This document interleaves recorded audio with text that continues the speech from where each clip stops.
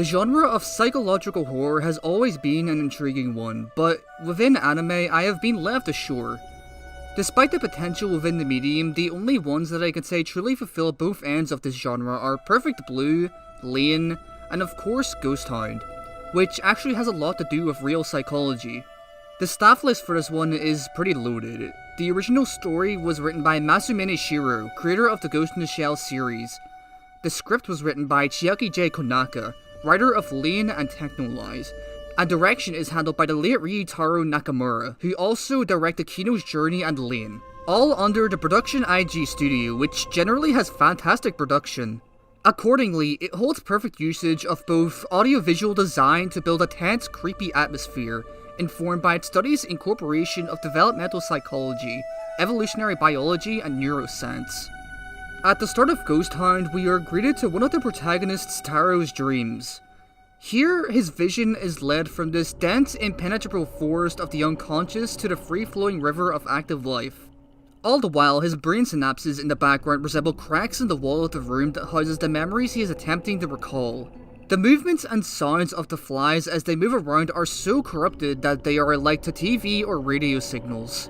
The background of his eyes also seem to change to what appears to be the structure of the hippocampus, the part of the brain that stores short-term memories to establish into long-term memory, and the amygdala, another organ close to it which is responsible for emotions. When he finally closes his eyes, the screen freezes at a click, as if a remote turned the program off, and he is delivered from the dream as if coming from the surface from underwater. This very first dream and out-of-body experience constitutes the main draw of Ghost Hound, a series in which biopsychological processes mix with the spiritual experience of the rural town of Suiten. Taro struggles with these recurring dreams that slowly unravel his mental repression of the incident 11 years ago that resulted in his sister's death, one that has broader implications involving Makoto Ogami, heir to the Ogami cult, the local shaman girl Miyako, and the very foundation of the town itself. Upon his second dream, he shows greater control by stopping right at the dam that flooded out a large portion of the town, where his memories come to center on. The show is not just about Taro's own experience and trauma, but the mental blockade of the entire town signified by the dam itself restricting the flow of the river. Masayuki also first takes note of the river in his fear of heights relating to his own traumatic past experience. Taro's bouts of narcolepsy combined with these dreams signal that he has a pertinent yet unconscious reason to be revisiting them with such a dedicated day-by-day concentration. At the end of the first episode, it narrates the theory of Francis Crick, one of the people that discovered the helical structure of DNA, that dream interpretation is useless and that human consciousness is a 40Hz sympathetic reaction in the brain. Ghost Hound takes this concept of mind and its imagery as frequencies towards the opposite end. Dreams inhabit their own particular world, which is an eternal experience not simply to humans, but all of life. Energy is universal, and it is through waves that it is transferred and generated at particular frequencies and amplitudes. In episode 8, Taro encounters an extinct animal along with a flow of many others in a separate terror connected to his own brain. I believe this illustrates the evolutionary biological theory of ontogeny recapitulates phylogeny, applied to the unseen world. This concept posits that the development of an embryo reflects the course of evolution of the respective animal's ancestors. That is, in the unconscious process of Taro's mind, we see the same conclusion. The title of the 7th episode is LTP, Long-Term Potentiation, referring to the important concept of neurophysiology, and is the process in which memories are stored in the hippocampus of the brain through chemical synapses which repeat themselves, thereby increasing signal transmission between neurons. By not just Taro, but other characters' reiterated connections being more and more relevant, they recall better details, and the tendency towards corruption of the original memory can even be demonstrated in the recaps of past episodes, where only partial pictures happen on screen as the sound is blown out. This relates to the theory of operant conditioning, in which behavior is instilled by continuous reinforcement.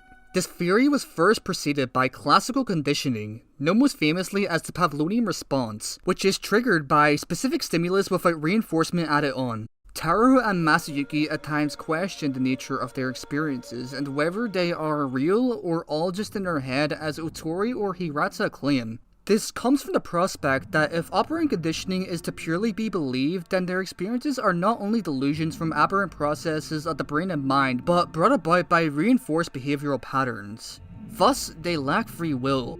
Furthermore, if everything is dictated by this stimulation towards certain organs and conditioning of the brain by the amygdala's processing of short-term memory, then even Taro's love for his sister could not truly be of his own will, and rather something brought about by his own reinforcement of his traumatic memory. Signal strength and frequency by intensive focus in all forms comes to be the inherent motif of the show, as it appears in the respective attachments to video games, radio, guitars, and finally in the very aspect of soul, mental state, and cognitive condition. Carl Jung posited the idea of the collective unconscious, a part of the unconscious mind that is shared among all humans due to ancestral memory, and is filled with archetypes and symbols corresponding to common human development.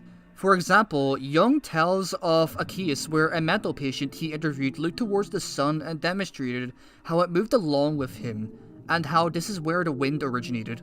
Years later, he would connect this to a recently uncovered page of Roman literature explaining the cult of Zoroastrian god Mithras, detailing the movement of the sun in a similar way along with the wind. Although the concept has a mythical property to it, the semiotics and idea of symbols being taken in unconsciously remains pertinent. In this vein of detailing human experience to unconsciously inherited images and symbols, Dr. Hirata rationalizes Taro's OBEs and otherwise as due to this same reason. He and the Shinto priest then discuss the same possibility for Miyako in her possessions by spirits and folkloric deities in possible exposure to the priest's research. Unlike Taro and the others, Dr. Hirata inversely takes refuge in the idea that the occurrences of the town are due to unfalsifiable processes of the brain. He is a Tokyo resident, much like Otori and the newcomers for the bioplant, and so his mentality is molded by that urban environment. It seems true that the ultimate fear of humans is of the unknown, and under his methodology, this can be sidestepped through the ideas of neurological and psychological development. He comes to be shaken by his own supernatural episodes within the town. Can everything be logical processes of the human brain? Perhaps this is proof of the collective unconscious. Or is there truly a spiritual world beyond our own that not only escapes human reason but indeed triumphs over it? By the same token, the psychologist and priest aren't different at all. They appeal to the same mind experiences by different measures. Much like Plato's cave, it is as if they are watching shadows of figures against the cave wall, seeing and interpreting only perceptions rather than the full reality. This actuality seems to be something that could only be experienced through soul traveling or shamanistic heritage, but even this requires further methodological investigation. Miyako's inner conflict corresponds to Erik Erikson's fifth stage of psychological development that occurs during adolescent years. Identity versus confusion, under a shamanistic edge. Miyako's bodily possession by foreign spirits empowers an identity crisis wherein she continuously asserts her own identity as conditioning. Taro suffers from the same dilemma in regards to his sister and being the next in line for the brewery, and seems to project his confusion of love between romantic interest and his sister onto Miyako. What is contrary to the spirituality of the unseen world and the rural soul of Suiten is the intrusion of urbanite avarice and lust via the bioplant and creation of the dam. It is said at the start of the series that the river is drying up. This is unbecoming for the businesses of Suiten, and this too signifies the decay of the town itself. Taro's mother takes sleeping medicine that inhibits her ability to dream, thus denying her access to her unconscious entirely and its powerful messages. His father, on the other side, also engages in music like Makoto, but within an enclosed space.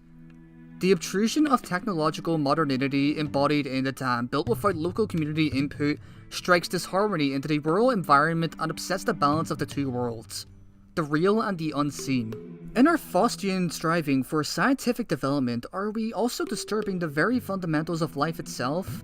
Masayuki's father is so caught up in his lust and greed that it produces a stagnant household. This technocracy is socially cold and unfeeling, something foreign to the once personal environments of the rural community, with the dam and kidnapping incident acting as the catalyst for its decline. What is the ultimate image of mankind? Man as animal who is driven by his innate behavior and agency, or man as a dreamer who is pushed forward by his own headspace and generative vision?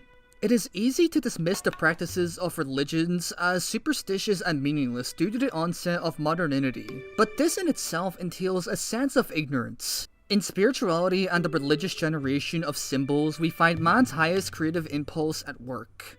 The medicine man is able to produce a healthy structuring of his accumulated knowledge and custom according to the needs. Not everyone is fulfilled with scientific conclusions.